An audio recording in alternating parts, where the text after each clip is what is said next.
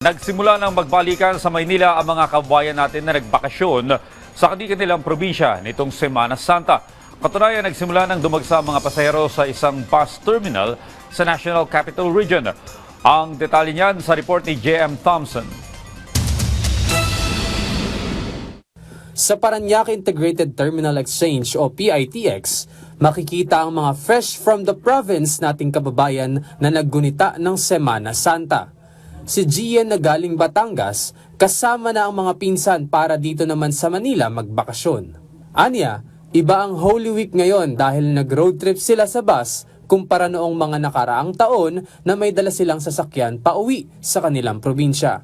Di po kasi talaga ako nagbabas usually po, hinahatid po talaga kami ng car. Kaso, mataas na po yung gas ngayon. Ayon sa huling tala ng PITX, hindi pa gaanong ramdam ang dagsa ng mga pasahero pauwi galing probinsya. Samantala, tuloy ang mahigpit na inspeksyon dito sa terminal.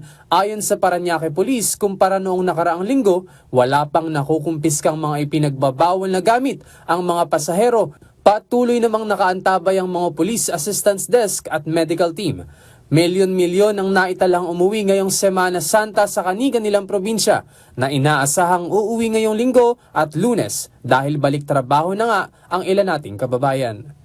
J.M. Thompson para sa Pambansang TV sa Bagong Pilipinas.